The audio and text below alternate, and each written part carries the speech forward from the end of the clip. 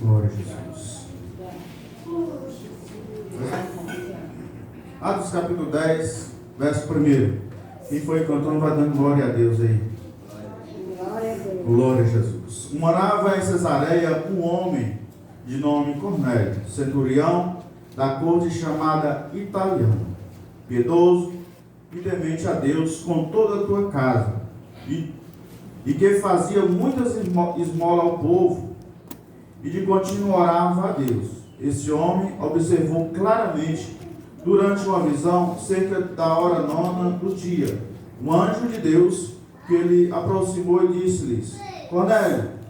Esse, fixando nele os olhos, possuído de temor, perguntou: O que é, Senhor? E o anjo lhe disse: As tuas orações e as tuas esmolas subiram para a memória diante de Deus. Agora envia mensageiro a Jope e manda chamar Simão, que tem por sobrenome Pedro.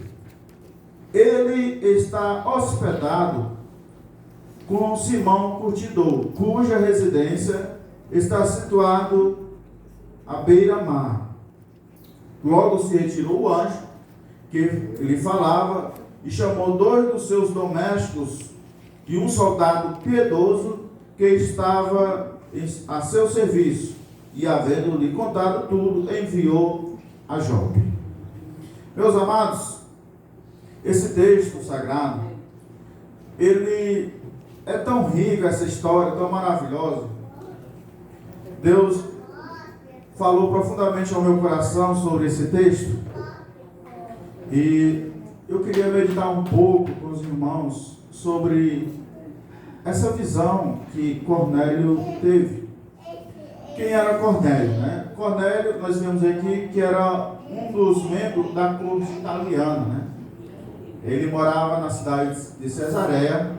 Ele era um homem que tinha sobre ele muitos soldados. Ele era como se fosse um líder, como se fosse um general, né, naquela cidade. E ele tinha com ele muitos soldados. E a Bíblia vai dizer que esse homem era um homem piedoso, temente a Deus, e que orava continuamente a Deus e dava contribuições aos necessitados, esmolas, né? E contínua oração, ele orava a Deus. E de repente ele teve uma visão de um anjo chegando para ele, e ele ficou muito temoroso por ter tido aquela visão. O que mais me chama a atenção, meus irmãos, que esse homem, ele era um romano, não era judeu. Mas a Bíblia vai testificar que ele era um homem que dava um bom testemunho para todos os judeus.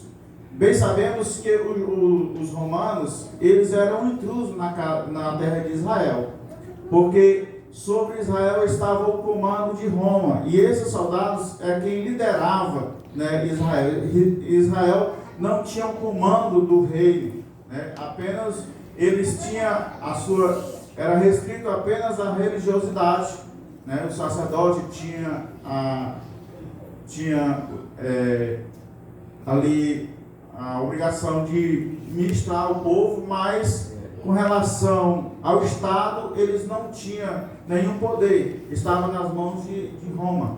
E Cornélio era um dos responsáveis, e que estava morando em Cesareia, próximo de Jerusalém. E o que me chama a atenção é que esse homem, ele era uma pessoa exemplar, sim ou não?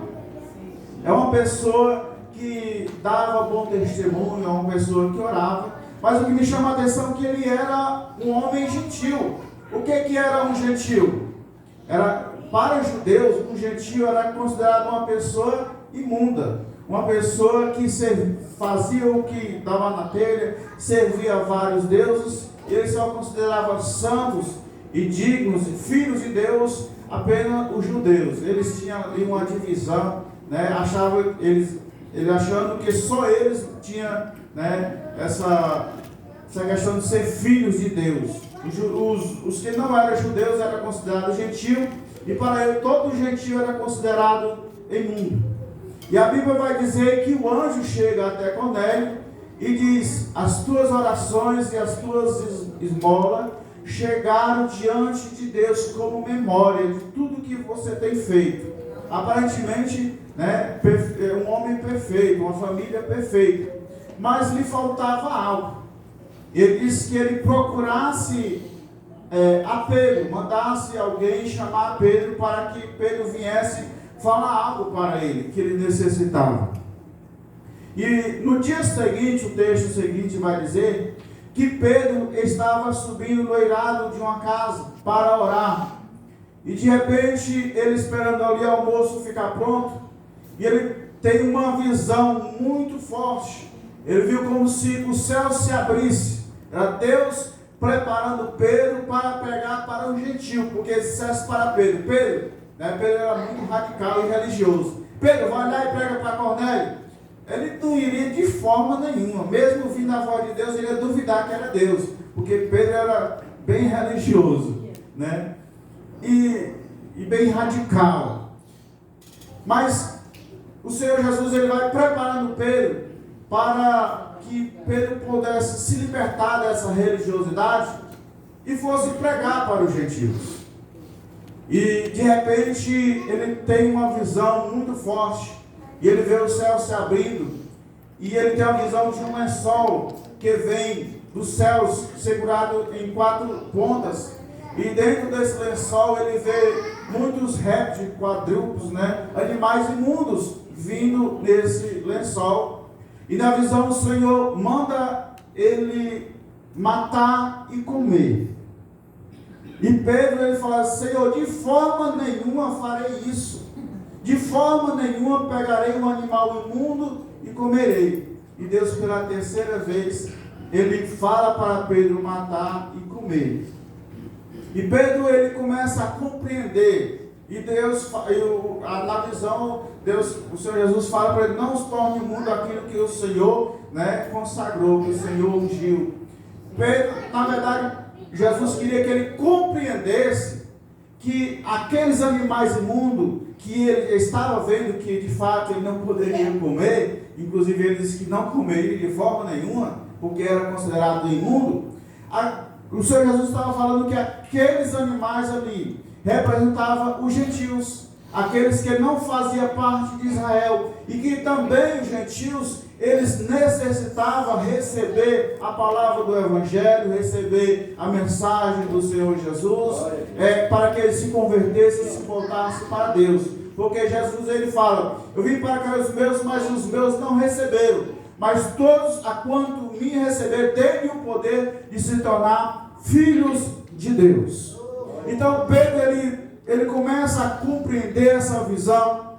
E quando o Senhor Jesus estava ali concluindo aquela visão, e ordena para Pedro que vá com os varões que estão chegando, enviado por Cornélio, porque tem um homem em Cesareia que necessita ouvir. E o Senhor Jesus fala para ele: vai e não temas, vai, porque eu estou te enviando. E Pedro, quando desce do telhado, está ali os 3 homens enviados por Cornélio, um dos soldados, né, piedoso. E o que me chama a atenção, irmãos, que Pedro, ele não mais diz: nada, de forma nenhuma vou pregar para os gentios. Pedro ali tem a convicção que é uma ordem do Senhor e que ele deveria ir até aquela casa, porque aquela casa, o texto vai dizer que ele estava aguardando ansiosamente esse homem chamado Pedro. E a Bíblia vai dizer que ele convidou todos os parentes, todos os vizinhos e os íntimos para estar em sua casa, aguardando esse momento tão esperado, para ouvir o que Pedro tinha para dizer. Pedro, irmãos, na verdade, ele passou por várias experiências espirituais tão profundas. A partir do dia de Pentecostes, Pedro, ele, após ser revestido do poder do Espírito Santo, ele abriu a sua boca. Um pescador simples da Galileia abriu a sua boca e começou a ministrar com unção do Espírito Santo, que ali estava batizado, cheio da presença de Deus. O Senhor o capacitou para ministrar. Inclusive, enquanto ele ministrava, 14 nações estavam ali ouvindo na sua própria língua, porque o Espírito Santo, o traduziu para que todos aqueles compreendessem o que aquele pescador em sua linguagem local estava falando. Todas as 14 nações que estavam ali compreenderam o que Pedro estava falando. A ação do Espírito Santo, o dom de línguas ali foi sobrenatural, de forma que quando Pedro concluiu a sua mensagem, 3.000 almas se renderam ao Senhor pelo poder da palavra, a ministração da palavra.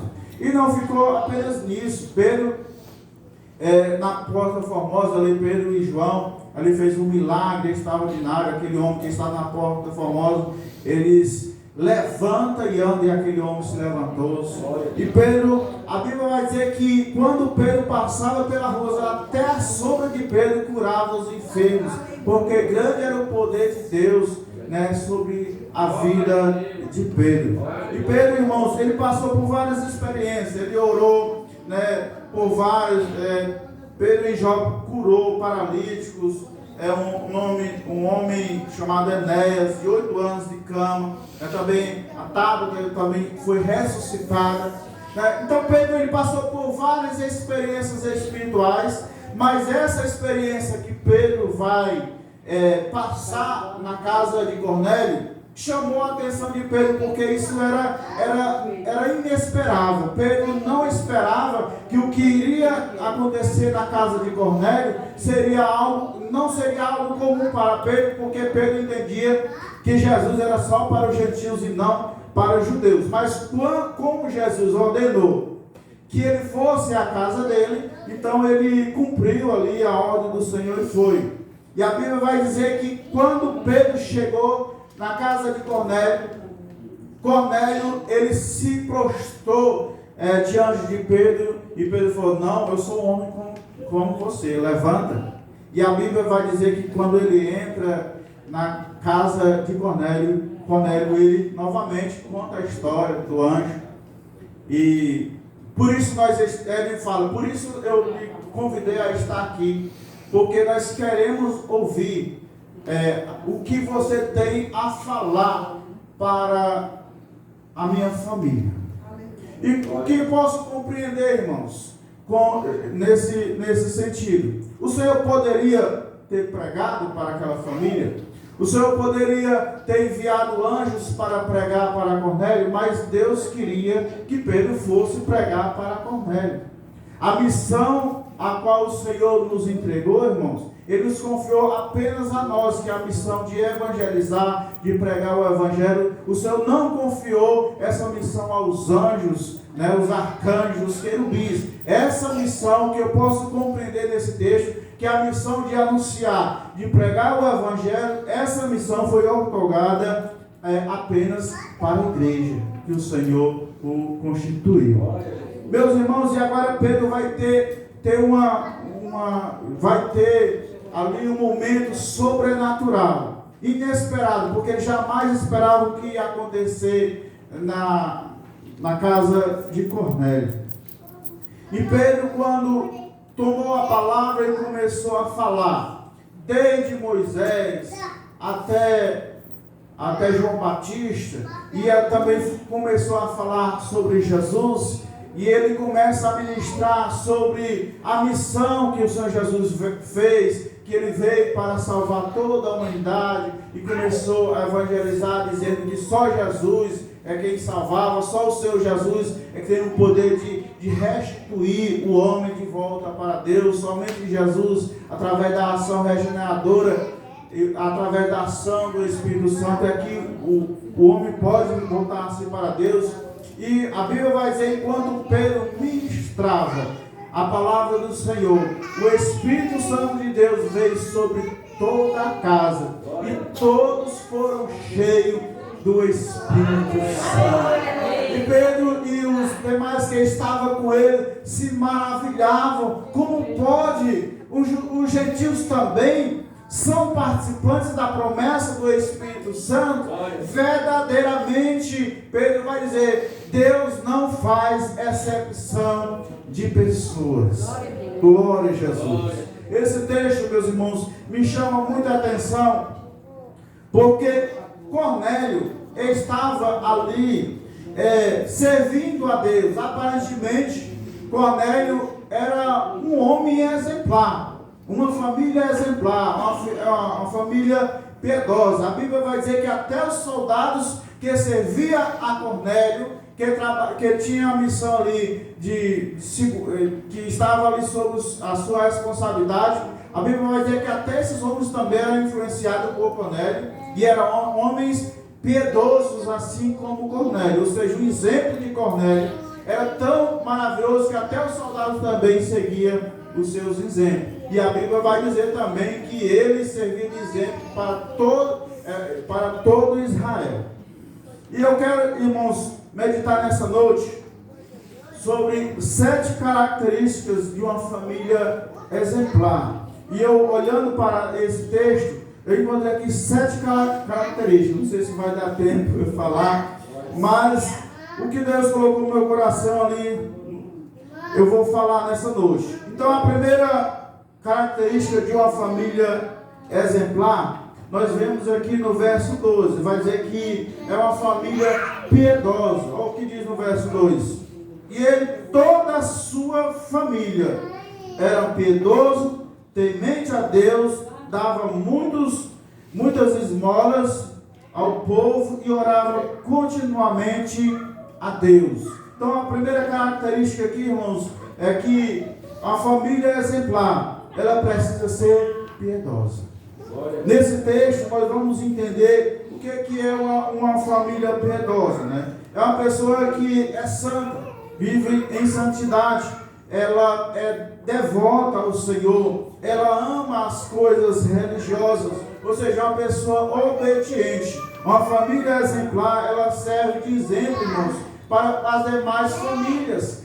Mesmo você não falando uma palavra para o seu vizinho, mas através do seu testemunho de piedade, de santidade, de devoção às coisas religiosas, você está evangelizando de uma forma, como que artificial, mas também é uma forma de evangelizar com o seu testemunho. Então, nós vemos aqui que é uma família, Cornélio, de fato, era uma família exemplar, porque era uma família piedosa, né? Então, compaixão pelo sofrimento alheio, misericordioso. Então, esses são exemplos de uma família exemplar. Em 1 Timóteo capítulo 4, verso 6 ao 9, vai assim: propondo essas coisas aos irmãos, será bom ministro de Jesus Cristo, criado com as palavras da fé e de toda a boa doutrina que tem seguido piedade. Porque o exercício corporal para pouco aproveita, mas a piedade para tudo é proveitosa, tendo a promessa da vida presente e da que há de vir. Essas palavras é fiel e digna de toda aceitação. Bendito seja o nome santo do Senhor. Paulo ele vai dizer que o exercício corporal para nada aproveita, mas a piedade para tudo é proveitosa, tendo a promessa do tempo presente e também a promessa do tempo futuro. Ou seja, o que é a promessa do tempo presente?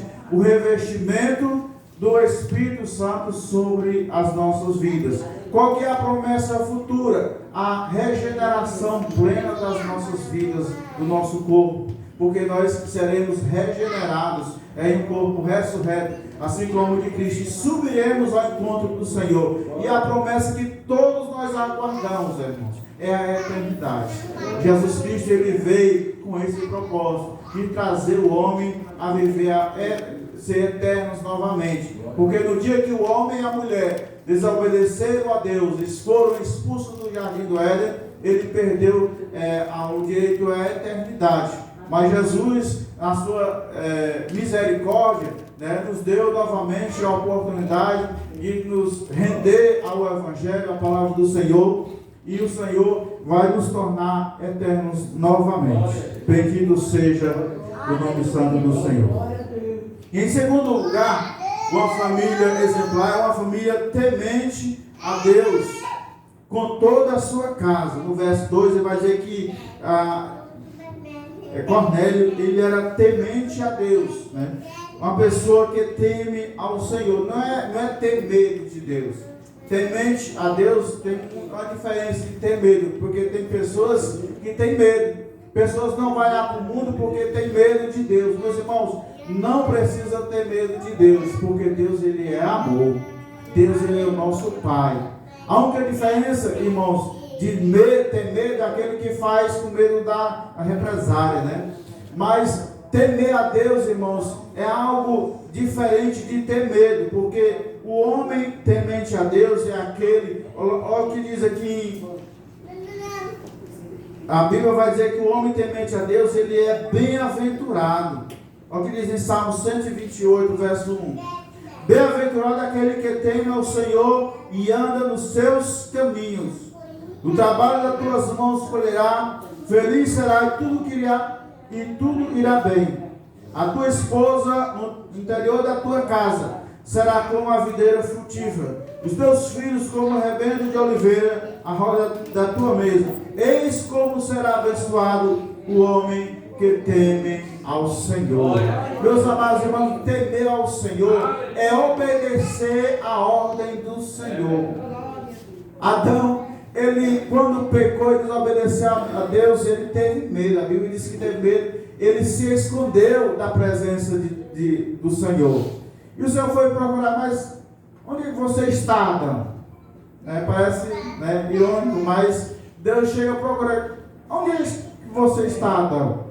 Aí Adão disse: Senhor, estou aqui, estou escondido, porque eu tive medo, porque eu desobedeci ao Senhor. Meus irmãos, nós devemos temer a Deus. Temer é obedecer, ser obediente dos mandamentos, é obedecer a sua palavra, é servir ao Senhor, porque a Bíblia vai dizer que é bem-aventurado o homem e a mulher que temem ao Senhor. A sua família, os seus filhos, também, eles são bem-aventurados ao homem que teme ao Senhor. Esse salmo aqui é o salmo da família, que é o salmo 128. Ele fala que bem-aventurado o homem que teme ao Senhor e anda nos seus caminhos. Então o homem temente a Deus, ele anda nos caminhos do Senhor, observando a palavra de Deus, ensinando a sua palavra aos seus filhos, para que eles também se tornem obedientes. E nós vamos ver aqui, irmãos, um exemplo de uma pessoa temente. Simeão era um homem temente a Deus, avisado pelo Espírito Santo que ele não morreria até que ele visse o Redentor, até que ele visse o Messias, até que ele visse o Filho de Deus. E a Bíblia vai dizer em Lucas capítulo 2, verso 25, que havia um homem em Jerusalém, um homem chamado Simeão. Esse justo e piedoso, que esperava a consolação de Israel, e o Espírito Santo estava sobre ele, revelou-lhe pelo Espírito Santo que ele não passaria pela morte antes de ver o Cristo, o Senhor.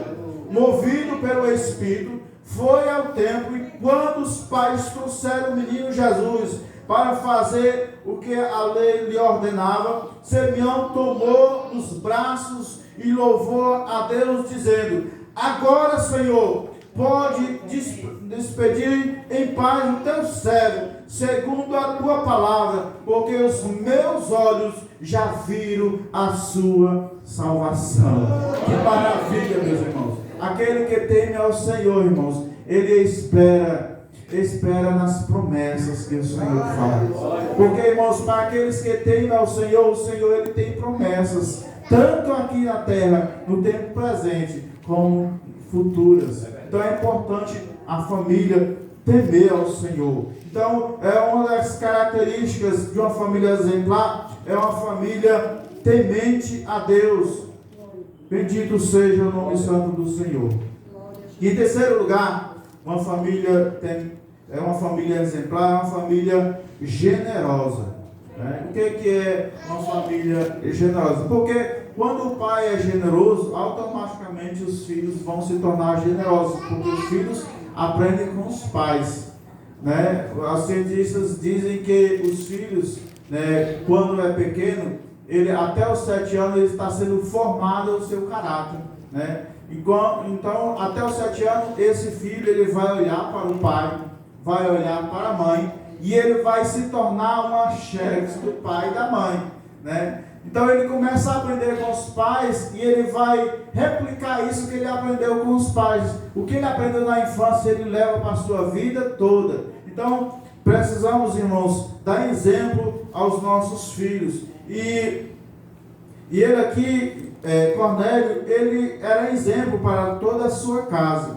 A Bíblia vai dizer que ele usava de misericórdia com os necessitados. O amor, a caridade ao próximo. Em Tiago capítulo 2, verso 16 e 17, vai dizer assim: e qualquer que dentre vós disser, ide em paz, aquecei-vos e fortalecei-vos, sem contudo lhes der nada o necessário para o corpo, qual é proveitoso disso? Assim também a fé, se não tiver obras, por si só é morta. Então a fé, irmãos, ela, se não tiver frutos, a Bíblia vai dizer que é uma fé morta. Então, a fé, as boas obras, é evidência de uma vida transformada. As boas obras é evidência de uma vida santa, de uma vida piedosa, de uma vida generosa. Então, Cornélio era generoso, porque a Bíblia diz que o anjo vai dizer para Cornélio que as esmolas que ele tinha dado ao povo, chegou diante de Deus. Tudo o que ele tinha feito, estava registrado no livro sagrado. Todas as esmolas, que ele deu aos necessitados. Então nós vemos aqui que do exemplo aqui de uma família exemplar, ela tem que ser generosa. E Jesus ele vai ensinar sobre isso, irmão. Sobre cuidar dos necessitados. Nós, como cristãos, temos que dar bons exemplos. Nós precisamos, Paulo ele vai dizer que se alguém for lhe pedir algo e você despedir, vai-te em paz, não te der nada para o corpo ou para que alimento, que fé é essa, irmãos? Nós, como cristãos, nós temos que ter compaixão dos necessitados. É claro que você vai ter que fazer uma avaliação, você não vai tirar da sua família para dar para outra, Claro que você vai ter que fazer uma avaliação que você pode dar e que você não pode dar. Então, cabe a cada um, usar a mente e o raciocínio para fazer, mas jamais pode despedir a pessoa que está necessitada sem dar nada. É claro, irmãos, que muitas das vezes tem pessoas que se veste de uma pessoa necessitada, mas na verdade são pessoas que vivem enganando os outros, pedindo sem necessidade. O que mais nós vemos são pessoas que se disfarça de deficiente para estar ali extorquindo o dinheiro das pessoas. Então às vezes a gente fica temeroso se de fato essa pessoa é necessitada ou não é. Mas às vezes a gente conhece a pessoa, a gente sabe da necessidade da pessoa, e se você não fizer algo para ajudar aquela pessoa, a Bíblia vai dizer que você está cometendo um grande pecado, porque você está demonstrando que não tem amor ao próximo. Mateus capítulo 25, verso 34, vai dizer assim: então dirás ao rei, aos que estiveres à tua direita, vinde benditos do meu Pai. Isso é Jesus falando, Entrai na posse do reino que está preparado desde a fundação do mundo. Porque tive fome e me deste de comer, tive sede e me deste de beber, era forasteiro e me hospedaste, Estava nu e me vestistes, enfermo e me visitaste, preso e foste me ver. Então perguntaram os justos: Senhor, quando foi que tivemos com fome e demos de comer, ou que com sede te demos de beber? E quando vimos forasteiro e te hospedaste? Ou nu te vestiste? Quando te vimos enfermo e preso fomos visitar? O rei respondeu e lhe dirá: na verdade vos afirmo que sempre que vocês fizestes a um desses meus pequeninos irmãos, a mim fizestes. Meus irmãos, Jesus ele traz aqui uma parábola para explicar exatamente isso. Tudo que nós fizemos para o próximo é como se nós estivéssemos fazendo para Jesus. É como se você, não é que você está abençoando, você está abençoando aquela pessoa, mas você está fazendo por Jesus. Foi isso que Jesus nos ensinou, que nós devemos, irmãos, ser generosos, porque, irmãos, a melhor coisa que o Senhor nos deu, né, foi a dádiva da salvação, e por gratidão nós precisamos também ser generosos, porque o Senhor ele foi muito generoso por nós, porque nós não merecíamos nada, nós merecíamos a morte, mas Ele morreu em nosso lugar, pagou um alto preço pelas nossas vidas. Então, irmãos, a fé em Jesus Cristo, ela precisa ter obras. A fé é a convicção, é a certeza, né, da salvação. Então, os frutos da fé é as obras. Então, se você, a Bíblia, Paulo vai dizer que a fé sem obras, ela é morta. Então, tenhamos uma fé fervorosa em Cristo Jesus. Em quarto lugar, uma família exemplar, uma família que tem uma vida de oração.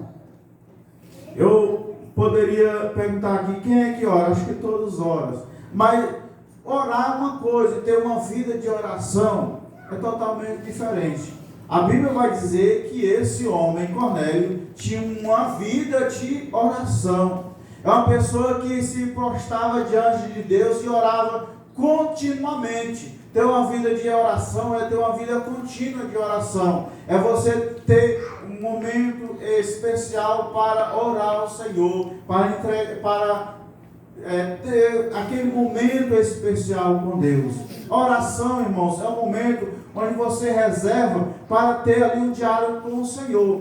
Porque muitas das pessoas, elas vão orar, elas vão com um objetivo equivocado. Oração, irmãos, não é para pedir, somente para pedir, porque antes você abrir a boca para pedir algo para o Senhor já sabe do que você necessita. O Senhor nos ciente, nos presente. O que o Senhor quer? O Senhor quer um relacionamento através da oração. E Cornélio tinha esse relacionamento. Era tão profundo esse relacionamento com Deus em oração, por mais que seja uma pessoa gentil, mas ele tinha essa compreensão. Ele orava continuamente ao Senhor. E ali o Senhor visitou em oração. E a Bíblia vai dizer que continua a orar, ou seja, é orar com responsabilidade, como um ministério, como regular. Ou seja, a oração é um ministério, irmãos. É um ministério que você deve manter continuamente. Uma vida devocional, uma vida de oração, porque Deus ele se revela através da oração, né? Quando você ora, o Senhor ele se revela sobrenatural, irmãos. Então, quando ele teve uma visão ali sobrenatural, porque ele tinha uma vida de oração, e não somente ele, mas a Bíblia vai dizer que toda a sua casa. Quando ele diz toda a sua casa, não é somente ele, era a sua esposa, eram os seus filhos, e por não dizer os vizinhos, os amigos e os íntimos, porque quando ele convocou essa reunião para receber a Pedro, estava ali, irmãos, três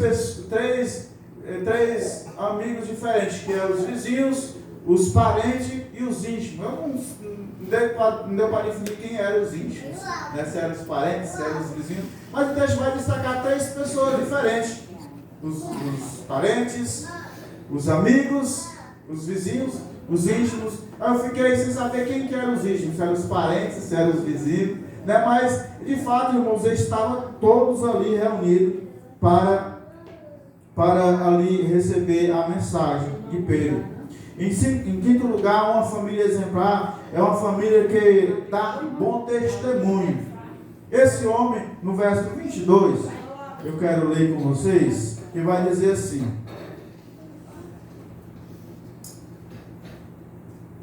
22, pronto. Os homens responderam: viemos da parte do centurião Cornélio. Ele é um homem justo e temente a Deus, respeitado por todo o povo de Israel. Um santo anjo lhe disse que chamasse a sua casa, para que lhe ouça o que vocês têm para dizer.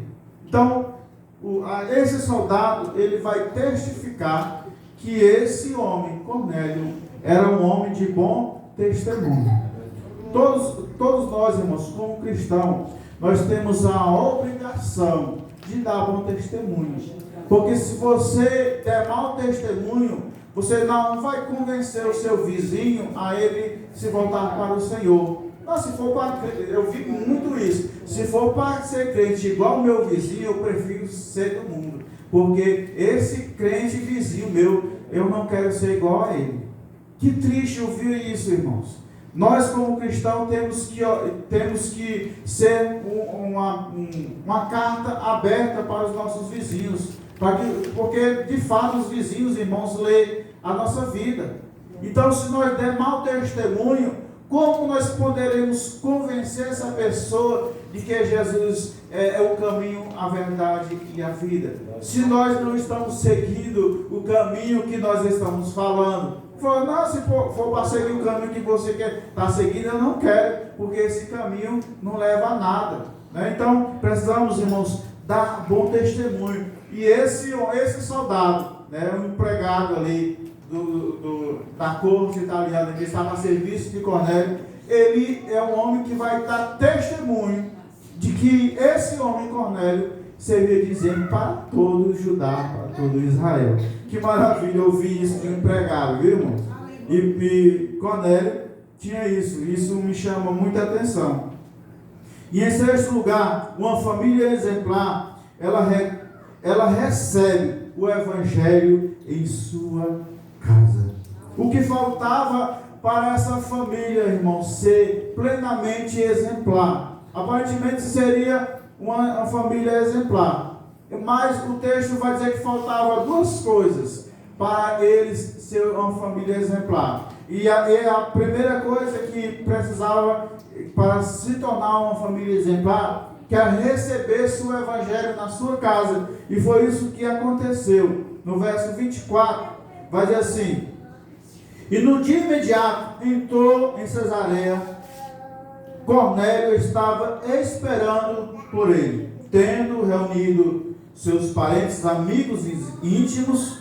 Portanto, sem demora, mandei chamar, se fizeste bem em vir. Agora, pois, estamos todos aqui na presença de Deus, prontos para ouvir tudo o que foi-lhe ordenado da parte do Senhor.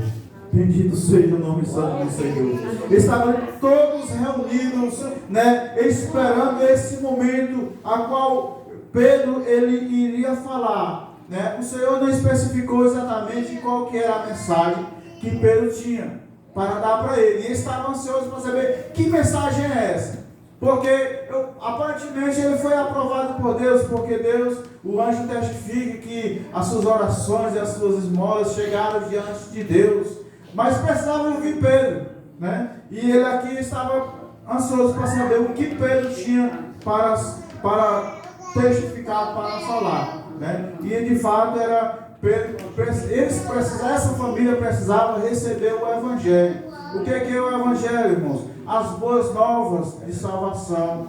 O que é o Evangelho? É a mensagem da cruz, a mensagem que o Senhor Jesus, ele veio de fato, a promessa se cumpriu na vida de Jesus, e a qual Jesus ele veio para redimir, somente ele é a salvação em Cristo Jesus. Então, eu vejo aqui que para se tornar essa família exemplar, ela também precisava receber o Evangelho. E em sétimo lugar e último, o que eu compreendo para ser plenamente uma família exemplar, ela precisava receber o poder do Espírito Santo. Porque o Espírito Santo, meus irmãos, é algo sobrenatural. Porque antes de eu conhecer o Espírito Santo, eu não tinha vontade de ir para a igreja. Eu até ia levado pelos meus pais, mas eu não tinha, a convicção da salvação. Eu não compreendia nada. Eu até lia a Bíblia, mas não entendia nada. Eu ia para a igreja católica, e eu olhava para aquelas imagens, eu olhava aqueles santos, e eu olhava assim, mas esse santo aí fala, esse santo aí ouve. E eu olhava para aquele Jesus crucificado, eu tinha uma dó daquele Jesus todo, furado de flechas, e eu tentava falar que Jesus não me falava nada. Mas quando eu tive um real encontro com o Senhor, através da ação do Espírito Santo de Deus, eu compreendi de fato que precisava buscar o batismo com o Espírito Santo. Então, para uma família se tornar plenamente exemplar, porque a ação do Espírito Santo é quem vai capacitar essa pessoa a ter uma vida de santidade, uma vida devocional, uma vida transformada. A família que recebe o Evangelho, a família que recebe o poder do Espírito Santo de Deus, ela tem a sua vida transformada, a vida, ela tem uma vida de exemplo, serve de exemplo para as pessoas, porque agora o Senhor capacita essa família a ter uma vida de piedosa, uma vida de santidade, uma vida transformada. Lá em Atos capítulo 10, verso 44, a Bíblia vai dizer que, ainda Pedro falando essas coisas, quando caiu o Espírito sobre todos os que ouviam a palavra, e os fiéis que eram da circuncisão, que vieram com Pedro, admiraram-se, porque também sobre os gentios foi derramado o dom do Espírito Santo. Pois os que ouviram falar em línguas e engrandecendo a Deus, então perguntou Pedro: porventura pode alguém recusar água para que não sejam batizados esses? E assim como nós recebemos o Espírito Santo? E ordenou que fossem batizados em nome do Senhor Jesus. Então lhe pediram que permanecesse com eles por alguns dias. Eu deixo fazer que enquanto Pedro pregava, irmãos, Pedro não estava nem ministrando ainda a imposição de mãos, que o batismo com o Espírito Santo ele vem sobre a imposição de mãos. E Pedro ainda não tinha chegado nesse ponto. Pedro ainda estava ministrando a palavra. Então, quando eles começaram a ouvir que o Messias, que o Salvador de Israel havia chegado para resgatar todo ser humano das garras de Satanás, Cornélio e sua família, os seus parentes, os seus amigos, os seus íntimos, começaram a se maravilhar, começaram a se alimentar do alimento que desceu do céu, que é a palavra viva e eficaz, e começaram a se alegrar, e o Senhor derramou sobre eles a ação do Espírito Santo, e todos foram batizados com o Espírito Santo. Aí Pedro fala: se eles forem batizados com o Espírito Santo, eles também podem descer as águas.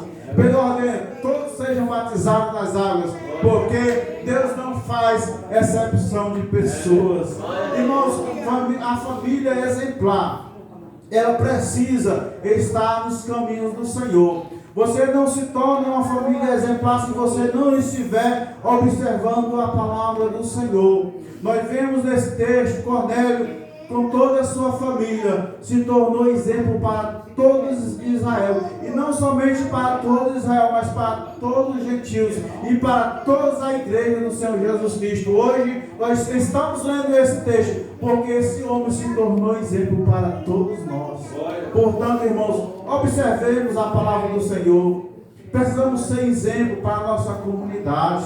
A nossa comunidade precisa olhar para a nossa família e ver os nossos filhos nos caminhos do Senhor. É bem fato que não é fácil manter os filhos nos caminhos do Senhor, mas se você tiver uma vida piedosa, uma vida de oração, o Senhor vai guardar os seus filhos do inimigo. O Senhor não vai permitir que o inimigo venha tragar os seus filhos e levar para o mundo. Tenha uma vida consagrada ao Senhor.